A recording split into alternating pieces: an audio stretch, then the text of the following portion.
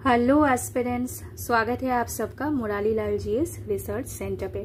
जैसा कि आप सब देख सकते हैं aspirants, today we are ready with practice set number 7। अगर आप एसएससी सीजीएल एग्जाम की तैयारी कर रहे हैं then you are at the right spot. आप दिए गए इस प्रैक्टिस सेट में जो भी क्वेश्चंस है इसे रेफर कर सकते हैं, अपने प्रैक्टिस को एज दे सकते हैं, क्योंकि कोर इंग्लिश ग्रामेटिकल नॉलेज से जो भी क्वेश्चन एसोसिएटेड है उसे हम लोग रिवाइज करते हुए आंसर करने की कोशिश करेंगे। तो चलिए let us begin now. Select the correct active form of the given sentence. अब दिए गए इस सेंटेंस का एक्टिव फॉर्म आपको चूज करना है। मतलब दिया गया सेंटेंस किस फॉर्म में है? This is in passive voice form. Is it clear my dear aspirants? तो चलिए grammar, core English grammar associated to active and passive in regard of this question, इसे देख लेते हैं। ठीक है, तो मैं आप सबको एक एग्जाम्पल देना चाहूंगी। ठीक है, इस एग्जाम्पल में हम लोग देखेंगे कि कैसे हम लोग एक्टिव टू पैसिव फॉर्म को चेंज करेंगे एज पर टेंस। तो जैसा कि आप लोग देख सकते हैं सवाल में हमारा है हैज बीन रिविजिटेड, राइट। तो सवाल हमें बता रही है कि ये क्वेश्चन जिसका पैसिव फॉर्म क्वेश्चन में दिया हुआ है ये कहीं ना कहीं रिलेटेड है परफेक्ट टेंस से। क्लियर? हैज हमें क्या बता रही है? This is in present perfect tense. और वॉइस का फॉर्म क्या है? वॉइस का फॉर्म है passive voice form. I hope this 2 points are clear. तो चलिए पहले एक्टिव टू पैसिव फॉर्म को देख लेते हैं, फिर पैसिव टू एक्टिव फॉर्म को भी देख लेंगे और सही ऑप्शन को भी चूज कर लेंगे। Rohit has done the work. ठीक है, इस सवाल को क्यों चूज किया गया? क्योंकि this is in present perfect tense. कैसे समझ में आया कि ये प्रेजेंट परफेक्ट टेंस है? देखिए हैज प्लस डन। ठीक है, क्लियर। अब ये है एक्टिव वॉइस फॉर्म पे, एक्टिव वॉइस। अब इसे जब हम लोग पैसिव पे चेंज करेंगे तब हम वॉइस चेंज के रूल्स को फॉलो करते हुए इसे चेंज करेंगे। तो चलिए रिवीजन करते हैं जल्दी से। देखिए, this is subject of active and this is object of active. हमेशा आपको याद रखना है एक्टिव वॉइस में जो ऑब्जेक्ट है वही पैसिव में सब्जेक्ट बनती है। तो यहाँ पे सब्जेक्ट क्या बनेगी? The work. ठीक है, अब देखिए द वर्क है, यहाँ पे वर्क्स नहीं है तो उस हिसाब से यहाँ पे हैव तो यूज होगा नहीं, यहाँ पे हैज यूज होगा। The work has. अब टू बी फॉर्म के लिए हम लोग बिन को यूज करेंगे। और देखिए डन है V3 फॉर्म, तो यहीं पे हम लोग V3 फॉर्म डन को ही अप्लाई करेंगे। ठीक है, जो कि ये परफेक्ट टेंस में थी तो ये चीज इजी हो गई है। अगर ये परफेक्ट में नहीं होती, यहाँ पे डू होती, डू से हम लोग डन कर सकते थे। ठीक है, the work has been done by Rohit. ठीक है, क्लियर, एब्सोल्युटली क्लियर। अब देखते हैं दिया गया जो सवाल है। देखिए, my cafe has been revisited by many tourists. So many tourists यहाँ पे क्या है? ऑब्जेक्ट है, तो ये एक्टिव में क्या बनेगी? Subject, right. तो यहाँ पे पहले क्वेश्चन को लिख लेते हैं। My cafe has been revisited by many tourists। ठीक है, क्लियर। अब देखिए यहाँ पे जो ये पैसिव में है ना, तो ये हमारा एक्टिव में सब्जेक्ट बन जाएगा, राइट। Many tourists. क्लियर। अब many tourists, the subject is in plural form, तो यहाँ पे क्या होना चाहिए? हैव। ठीक है, अब ये पैसिव में थी तो ये यहाँ पे नहीं यूज होगा, यहाँ पे ये अप्लाई हम लोग टू बी फॉर्म नहीं कर पाएंगे। तो हमें क्या करना है, डायरेक्टली V3 फॉर्म को अप्लाई करना है। तो यहाँ पे क्या आंसर बनेगा, मेनी टूरिस्ट्स हैव रीविजिटेड कहाँ, my cafe. Clear, active voice बन गई। ओके, सो अब ऑप्शन को देखते हैं। Many tourists revisited, no, this is only V2 form, ये तो होगा नहीं। डिड प्लस V2, ये भी नहीं होगा। तो क्या होगा, मेनी टूरिस्ट्स प्लूरल सब्जेक्ट, तो इस हिसाब से have, so this is correct answer. देखो आपको कंफ्यूज करने के लिए यहाँ पे सेम मेनी टूरिस्ट्स हैज दे दिया गया।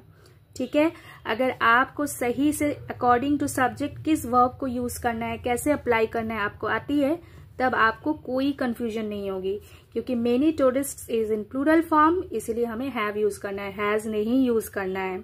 ठीक है, सो this is the correct answer here.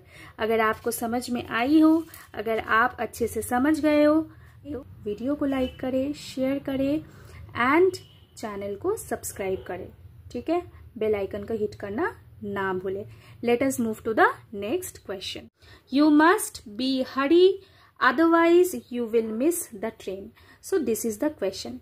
पहले एरर को देखते हैं, उसके बाद एक्सप्लेनेशन पे चलते हैं। यू मस्ट बी हरी, तो जैसा कि आप लोग देख सकते हैं एक सब्जेक्ट है यहाँ पे, आई होप दिस इज क्लियर। फिर इसके बाद एक मोडल वर्ब है, मस्ट एक मोडल वर्ब है, right.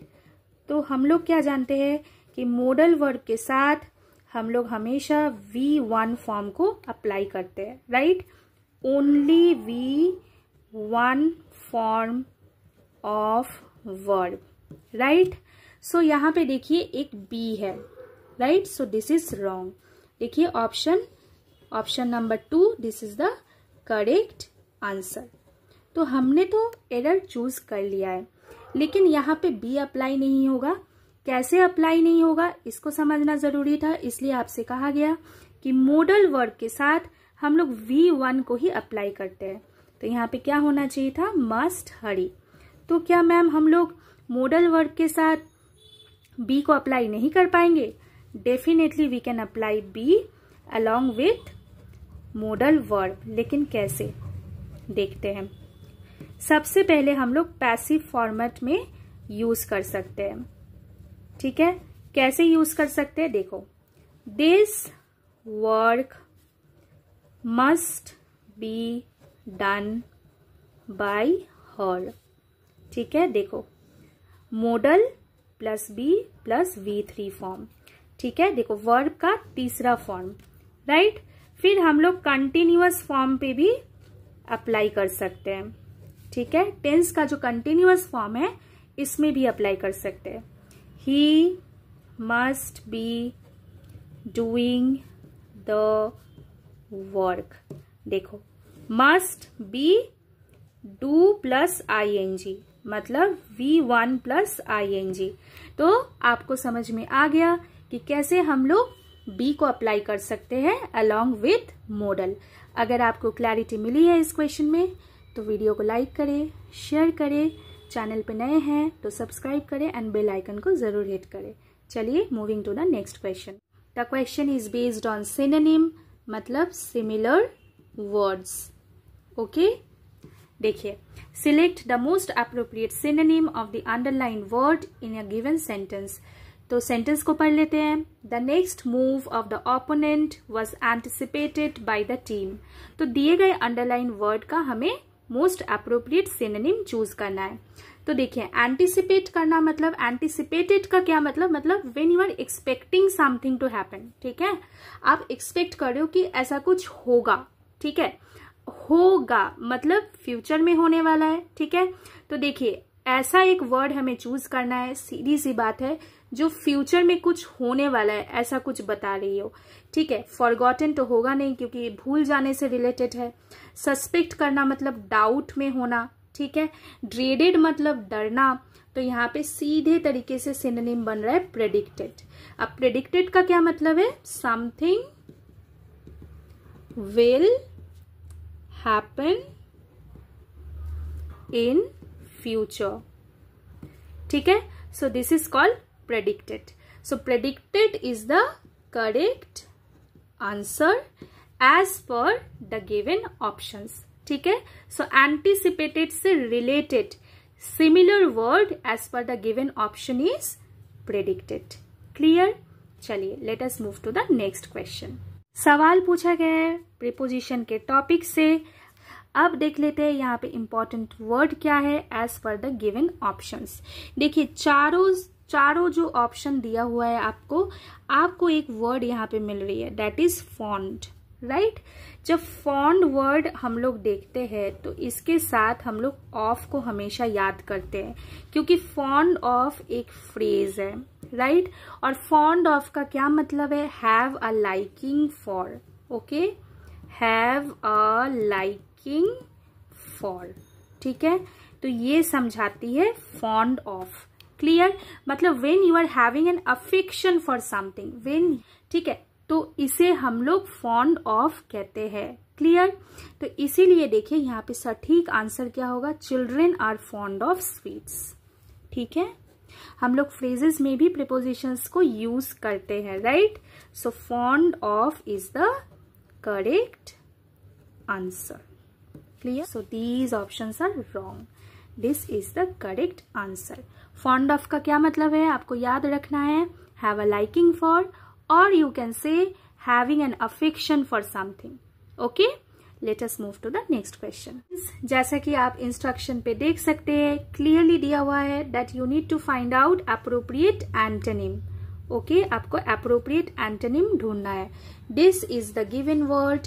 Okay, and you need to find out appropriate opposite. Okay, opposite word. Clear? तो देखो यहाँ पे क्या दिया हुआ है? नेटिव. नेटिव का क्या मतलब है? Living in a particular place since birth. Since birth one is living in a particular place, तो उसे हम लोग नेटिव कहते हैं. राइट, मतलब एक ही जगह पे सिंस बर्थ वो रहते हैं, तो दैट इज कॉल्ड नेटिव. तो जैसा कि देखिए कुछ सवाल ऐसे पूछे जाते हैं ना जिसपे हमें ज्यादा मतलब टेंशन लेने की दरकार ही नहीं पड़ती है. ठीक है, अब नेटिव अगर किसी एक जगह से जुड़ा हुआ है सिंस बर्थ, तो देखो एक यहाँ पे वर्ड है फॉरेन. ठीक है, एंटोनिम पूछा गया है आपसे, तो आपको अपोजिट देना है. ठीक है, तो फॉरेन का क्या मतलब है? Foreign means what? Outside one's own country. Foreign means what? outside one's own country. Right, so this is the correct answer, right, as per the given question. ठीक है, vicinity का क्या मतलब है? जो मतलब एक near by area, proximity, locality, neighbourhood, इसे विसिनिटी हम लोग कह सकते हैं. रियल्म का क्या मतलब है? एक पर्टिकुलर एरिया ऑफ एक्टिविटी. ठीक है, realm a particular area of activity. So realm का क्या मतलब है? रियल्म का मतलब है कि एक kind of an area of activity, kind of area of knowledge, interest, या फिर किंगडम, डोमेन, तो इससे रिलेटेड रियल्म है. एबोरिजिनल तो रिलेटेड टू नेटिव ही है. ठीक है, तो इसीलिए हमारा correct antonym of the word native as per the given option is foreign. Clear? So this is the correct answer. Let us move to the next question. अभी जो दिया गया सवाल है, this is based on substituting the underline segment. ठीक है, देखिए ये अंडरलाइन सेगमेंट है दिए गए सेंटेंस के ऊपर, और इस अंडरलाइन सेगमेंट को सही उत्तर के साथ सब्सटीट्यूट कर देना है. ठीक है, अब जैसा कि आप लोग देख सकते हैं, देखिए यहाँ पे क्या है? आई, एम. ठीक है भाई, आई के साथ एम तो यूज होती ही है, लेकिन देखिए यहाँ पे टू बी फॉर्म है. ठीक है, बिन, वर्क, V1 प्लस ING. ठीक है, तो देखिए जनरली हम लोग ऐसे तो लिख ही सकते थे, तो ये क्या बन जाती? Present continuous tense. लेकिन हम BEEN बिन कब यूज करते हैं? Present perfect continuous tense. Right, तो इस हिसाब से ये क्या होना चाहिए था? I have been plus verb. यहाँ पे वर्ब क्या है? वर्क, प्लस ING, ये होना चाहिए था। या फिर अगर यहाँ पे I की जगह ही रहता या फिर she रहता तो यहाँ पे हैज होना चाहिए था, राइट। अब हैव और हैज तो डिपेंड करती है किसके ऊपर, एज पर सब्जेक्ट, राइट। अब जो कि यहाँ पे I है तो I के साथ यहाँ पे हैव होना चाहिए, राइट। सो हमारा करेक्ट आंसर क्या है, I have been working here for the past 10 years. So this is the correct answer. Clear? I hope this is absolutely clear to you all. अब for हमें क्या बताती है, ड्यूरेशन, टाइमिंग।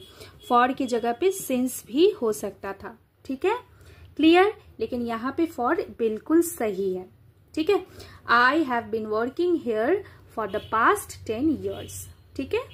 अब इस क्वेश्चन के साथ we have come to the end of this lesson. इस चैनल पे काफ़ी सारे लेसन दिए हुए हैं, बहुत सारे टॉपिक को कवर करते हुए, जाके ज़रूर चेक करें as per your needs. And इस चैनल पे बने रहने के लिए इस चैनल को ज़रूर सब्सक्राइब करें। Take care, thank you.